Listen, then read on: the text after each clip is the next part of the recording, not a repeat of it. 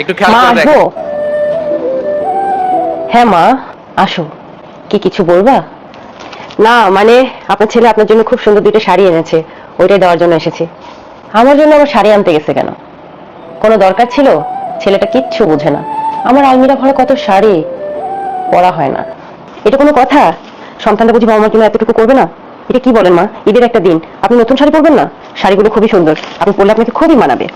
আচ্ছা আচ্ছা ঠিক আছে, তুমি এদিকে আসো তো বৌমা, তোমার সাথে আমি একটু কথা বলবো। আমার পাশে এসে বসো।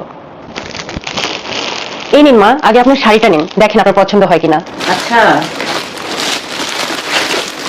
বাহ, খুব সুন্দর হয়েছে, খুব সুন্দর হয়েছে। দুইটা শাড়ি আমার খুব পছন্দ হয়েছে, কিন্তু এখন আমি তোমাকে যে কথাটা জিজ্ঞেস করতে চাই, তুমি আমাকে সেই কথাটা ঠিকঠাক উত্তর দাও। জি মা বলেন। আচ্ছা বৌমা, আমার ছেলে, ও তো আমার জন্য শাড়ি এনেছে, তোমার বাবা মার জন্য কিছু পাঠিয়েছো? না